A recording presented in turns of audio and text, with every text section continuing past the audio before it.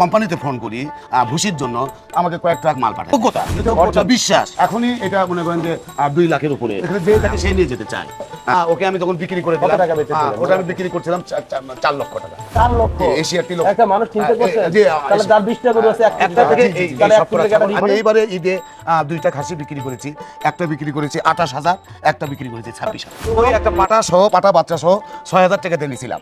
সেখান থেকে আমার ওই একটা ভেড়া 4টা করে হাতে দাও, হ্যাঁ, পায়ে তালার দাও, মিশে যাচ্ছি গরুদের সাথে, কারণ ওদের সাথে মিশে যেতে হবে। প্রিয় দর্শক, আজকে প্রাণ মাতানো একটা ফার্মে এসেছি, প্রাণ ভরে যাবে, প্রাণ জুড়ে যাবে। এবং আমার সামনে কিন্তু আছে এই ফার্ম, আসলে যিনি নিজের সন্তানের মতো লালন পালন করেন। একটা দিন না আসলে যার মানে সামনের দিনের কার্যক্রম স্থবির হয়ে যায়। আমার সাথেই আছেন, একটু পরিচয় হয়ে নেই।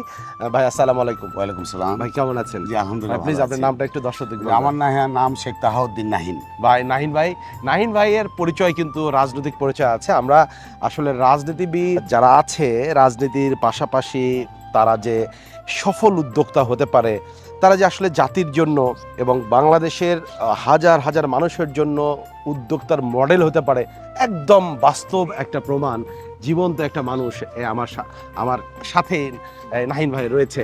এই ফার্মে যে মানুষে আসুক, সে যদি প্রসেস মধ্যে ঢোকে, সে যদি 1 ঘন্টা থাকতে পারে, আসলে তার হৃদয় ভরে যাবে। এটা একটা ফার্ম নয়, এটা মনে হচ্ছে আমার কাছে সাজানো একটা ভালো লাগার একটা বাগান করেছে তিনি। তাই একটু যদি আমি বলি, এই পাশে সে দেশি মুরগি করেছে, এই পাশে মোটা তাজাকরণ ফ্যাটারিং যেটা আছে এইটা করেছে।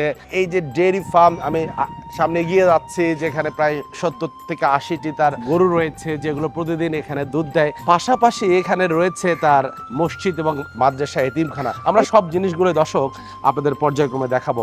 তো আমি এখন যেখানে রয়েছে, এটা হলো যে দুধ থেকে প্রোটিন নেই, যে দুধ আমরা খাই, আমরাও জানি না আসলে কোথায় থেকে দুধ আসছে। এই সেই জায়গাগুলোই কিন্তু অনেক রাসূল সাহাবা আজমাইন রাদিয়াল্লাহু তাআলা তারা কিন্তু আসলে গরু চড়িয়েছে, ছাগল চড়িয়েছে। এই যে একটা প্রাকৃতিক পরিবেশে মনে হচ্ছে আলাদা একটা আপনি এখানে জগৎ তৈরি করেছেন। এই যে রুচিশীল আপনার মানসিকতা, আসলে এত চমৎকার আয়োজনটা শুরু করলেন কবে থেকে?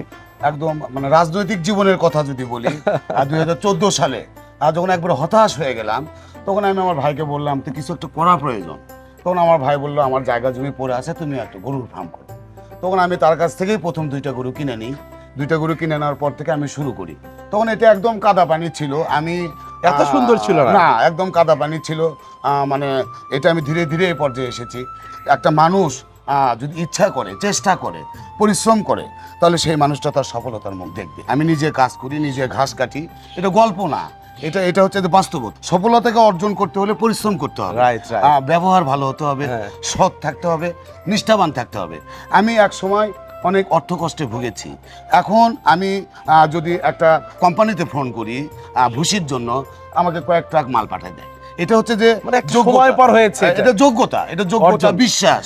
এখন এই বিশ্বাস যখন একটা ব্যবসায়ী অর্জন করতে পারবে, তখন সে আর থেকে থাকবে না। মানে জার্নিটা আসলে খুব কঠিন ভাই, অনেক কঠিন, অনেক পরিশ্রমের, সহজ না। তবে সফলতার জন্য এটা যখন পরিশ্রম করবে তখন সহজ হয়ে যাবে। এখন আমার কাছে এটা অনেক সহজ। আপনার স্বপ্নের গরুগুলোর ভিতরে ঢুকে যাই। জি হ্যাঁ, আমরা ভিতরে ঢুকে যাই, কারণ ওদেরকে আমরা দেখাতে চাই। আসলে এরা এইখানে একটু দাঁড়াইতে চাই। প্রিয় দর্শক, এক একটা গরু নয়, মনে হচ্ছে এক একটা স্বপ্ন দাঁড়িয়ে আছে। এক একটা গরু নয়, মনে হচ্ছে এক একটা পরিবারের স্বাবলম্বী হওয়ার পুরোটা একটা বস্তু। এইটা এই যে পশু প্রেমী, এইখান থেকে একটু কিছু জানতে চাই।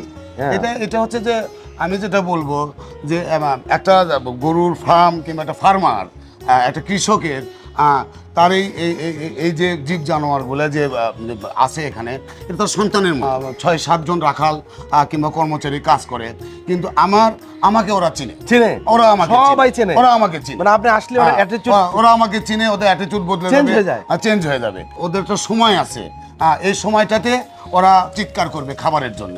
ওই সময়টা ওদেরকে খাবার দিতে হবে, ওদের পরিচর্যা করতে হবে, লালন পালন করতে হবে, এবং আমাকে দেখলে ওরা আনন্দ বোধ করে, ওরা নাচে।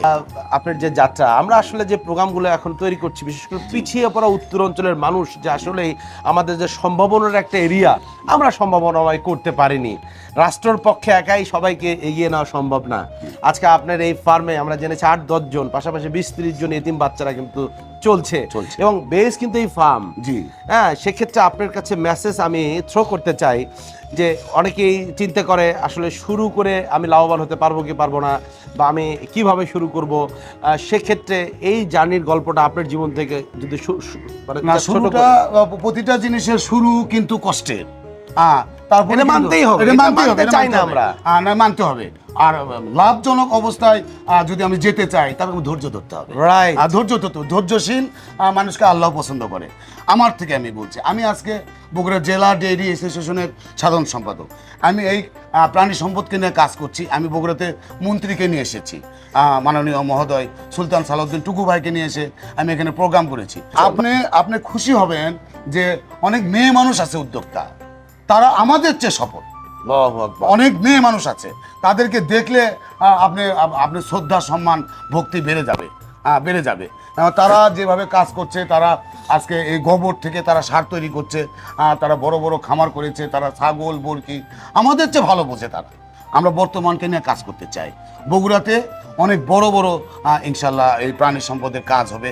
মাননীয় সচিব মহোদয় এসেছিলেন, আমরা তাকে বলেছি যে আমাদের যে ভ্যাকসিন, গরুকে সুস্থ রাখার জন্য যে ভ্যাকসিনগুলো প্রয়োজন, এটা আমাদের অনেক দামে কিনতে হয়, বিদেশ থেকে কিনতে হয়, তারা বিদেশ থেকে দিয়ে আমাদের কিনতে হয়। প্রাণী সম্পদ আমাদেরকে ভ্যাকসিন দেবে। ছোট উদ্যোক্তার জন্য একটা বিশাল একটা তাহলে তারা স্বপ্ন দেখতে পারে, স্বপ্ন দেখতে পারে। তারা ছোট উদ্যোক্তা যারা দেখতে পারে, যারা দেখতে পারে। জাস্ট বিগিনিং শুরু করছে, যারা একটা বা দুইটা গরু নিয়ে যদি স্টার্ট করে। নাহিন ভাই তো একটা গরু দুটো গরুই বেচ ছিল।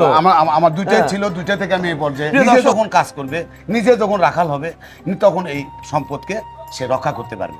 সফলতার দিকে সে যাবে যাবে যাবে। আমরা একটা মেসেজ থ্রো করতে চাই। আজকে নাহিন ভাই যেমন অনলি দুইটা গরুদের স্বপ্ন দেখেছিলেন এবং তার এই 10-12 বছরের জার্নির যে যাত্রায় কিন্তু সে তুলে ধরেছেন। যারা শুরু করবেন, আজকে হাজার হাজার শ্রম আছে, আমাদের বেকার ছেলে মেয়ে আছে, আমাদের বেকার মানুষ আছে যাদের কোনো কাজ নাই, এদের জন্য ভাই তাহলে এই সেক্টরটা কতটা সম্ভাবনাময় হতে পারে?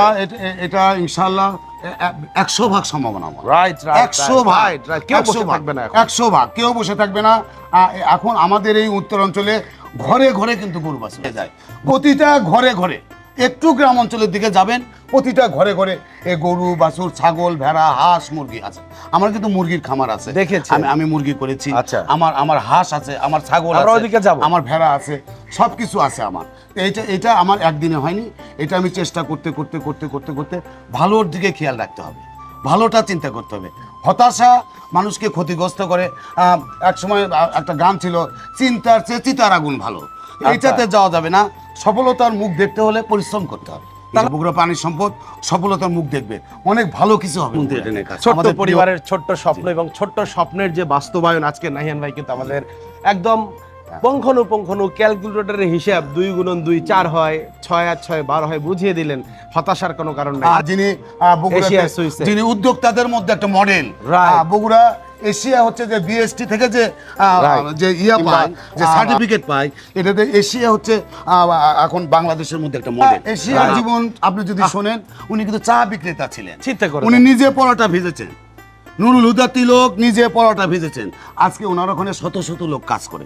আমার এখানে 2-4 জন 5 জন মানুষ আল্লাহ তৌফিক দান করছে কাজ। এই যে কি মায়া আমরা দেখেন, গরু আর মানুষের যে বন্ধুত্ব, এই যে বিশাল সাইজের 3টা গরু আমার মানে ফার্স্টে আপনার এরা আমার এখানে জন্ম, মানে যেভাবে এখানকার- মানুষ হচ্ছে, এটা আমার আল্লাহর রহমতে আমাকে আল্লাহ অনেক প্রফিট দিবে, অনেক আল্লাহু profit আকবার, দিবে। আল্লাহু হ্যাঁ, আকবার। এখনই এটা মনে করেন যে 2 লাখের আমার এখানে যে দেখে এখন সেই এটা নিয়ে 2 যেতে লাখ। চায়। কিন্তু এটা আমার 27 সালে এরা চলে যাবে। এরা অনেক বড় একটা আমাকে একটা ওরা একটা আয় দিবে। ফার্ম থেকে ফার্মে গরুর সুবিধাটা একটু বলবেন। ফার্ম থেকে ফার্মের গরু, এটা তো আপনার একটা ব্যবসায়ীর জন্য এটাই বড় সফলতা। এরা যাওয়ার আগে কান্নাকাটি করবে।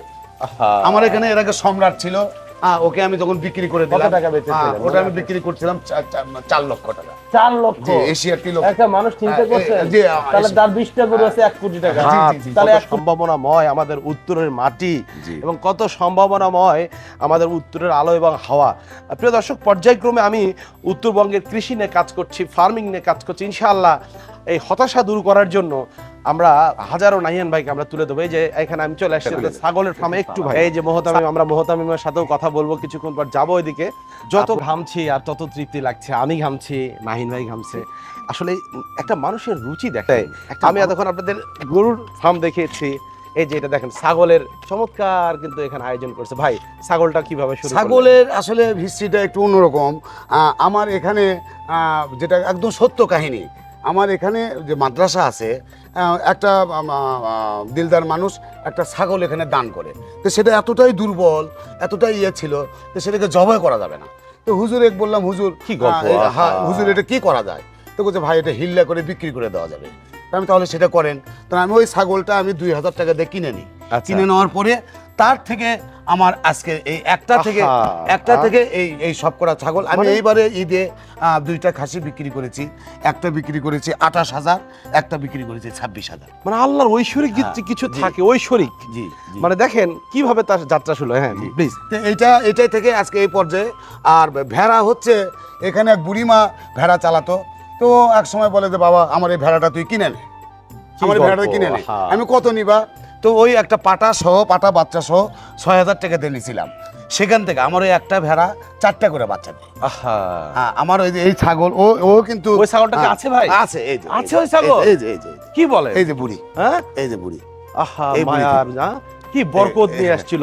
হিল্লার ছাগল কিনেছে সে আজকে। এই বুড়ি।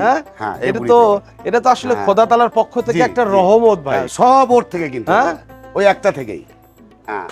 মানে মাশাআল্লাহ গল্প। হ্যাঁ এই এইটার হচ্ছে যে ওই বুড়ি। কোনটা? ওই যে বুড়ি শুয়ে আছে। ওহো মাশাআল্লাহ মাশাআল্লাহ।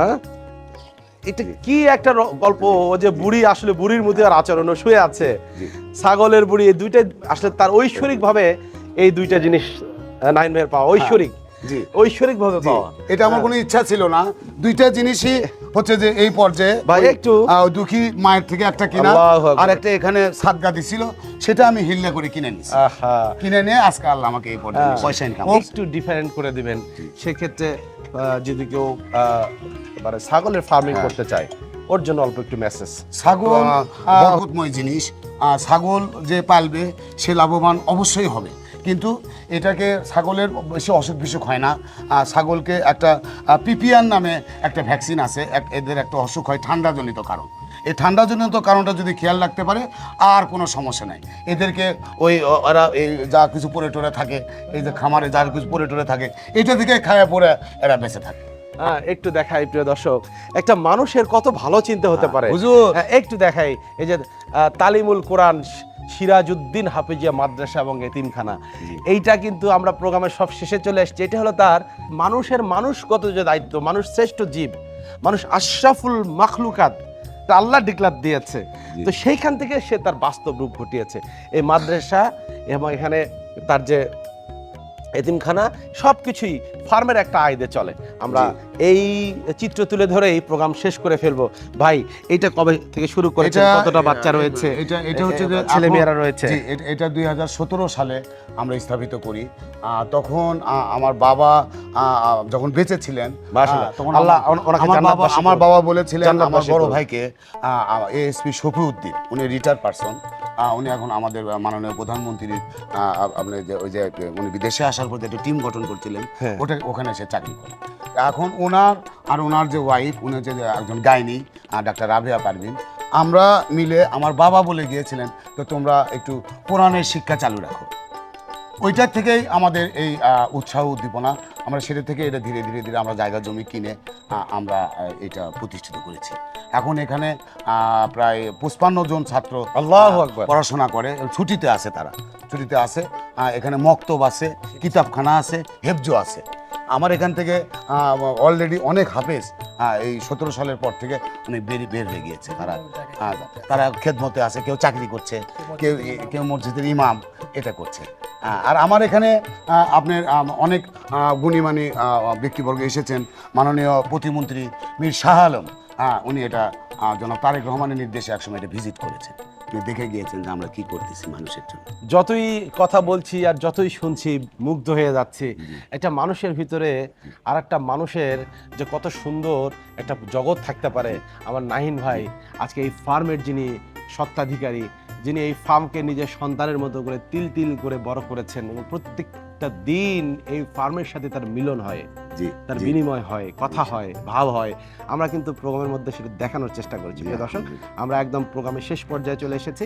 এই প্রতিষ্ঠানের পড়াশোনা করে এখান থেকেই মানুষ হয়ে এই প্রতিষ্ঠানের মহতামিম, ইফতা, মুফতি যিনি হয়েছে, জাস্ট এই যে এই উদ্যোগটা, আপনি এখানেই পড়াশোনা করেছেন? জি, আমি বগুড়া জামিল থেকে হাফেজ, হ্যাঁ, আরাফা হ্যাঁ। এবং ইফতার শেষ করেছি। আচ্ছা, আচ্ছা। করার পরে আমি এখানে প্রথমে জয়েন প্রথম জয়েন করে, হ্যাঁ। সাধারণ শিক্ষক আচ্ছা। হিসেবে এখানে জয়েন করি এবং আমাদের যারা মাদ্রাসার কর্তৃপক্ষ আছে তাদের একটা মাদ্রাসার প্রতি যে মহব্বত ভালোবাসা আহা। দেখে আমারও মাদ্রাসার প্রতি একটা মহব্বত ভালোবাসা তৈরি হয়ে যায়। আচ্ছা। আমি তখন থেকে মাদ্রাসার পিছনে মেহনত করি, শ্রম দিই এক পর্যায়ে আমি এই মাদ্রাসাটাকে দাঁড়ানোর চেষ্টা করি, মাদ্রাসা থেকে প্রতিষ্ঠিত করার চেষ্টা করি। ইনশাল্লাহ তাদের সহযোগিতায় এবং আমার শ্রম উভয়ের একটা সামঞ্জস্য হয়ে একটা প্রতিষ্ঠান আল্লাহ তাআলার সন্তুষ্টি অর্জনের জন্য আমরা এই প্রতিষ্ঠান দাঁড় করেছি। ইনশাআল্লাহ আমরা সর্বশেষ একটা হাদিস দিয়ে শেষ করতে চাই, যে হলো এটার প্রতিষ্ঠাতা, এটাকে যারা অর্থ সহায়তা দিয়ে করেছে, এটার পৃষ্ঠপোষক যারা, তাদের ব্যাপারে আল্লাহ তাআলা বলবেন, আল্লাহ তাআলার কাছে কোরআন শরীফ কিন্তু ঝগড়া করে বলবেন, আল্লাহ হয় আমাকে মুছে ফেলো অথবা এদেরকে মাফ করে দাও। হ্যাঁ, তো এই যে একটা উদ্যোগ, আমরা তো আসলে আমরা অনুসন্ধান করতে চাই না, আমরা দেখতে চাই না কত ভালো কাজ হচ্ছে। এই কাজগুলো তুলে ধরতে আমি রাসেল কবির আচ্ছা ছুটছি উত্তরবঙ্গের পথে প্রান্তরে, যারা উত্তরের মানুষকে পিছনে পড়া মানুষ বলে, উত্তরের মানুষকে মঙ্গা বলে, এইটা আমরা দেখে দিতে চাই। জি। আপনাদের কোনো গল্প থাকলে, এরকম কোনো গল্প থাকলে, মাল্টি গল্প আজকে আমি শুনে দিয়েছি। হ্যাঁ, একটা মানুষের আমরা তার কর্মকৃত্যে আমরা বলার চেষ্টা করেছি। আল্লাহ সুবহানাহু ওয়া তাআলা যেন এটা কবুল করে, এবং আপনাদের কোনো গল্প থাকলে ইনশাআল্লাহ সেই গল্প তুলে ধরার জন্য আমরা হাজির হয়ে যাব।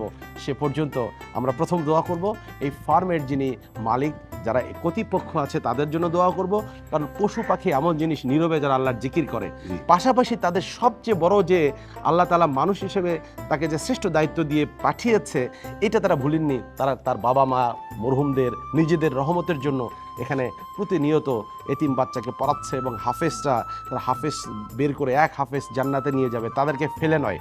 আল্লাহ তাআলা সব আয়োজনকে কবুল করুক।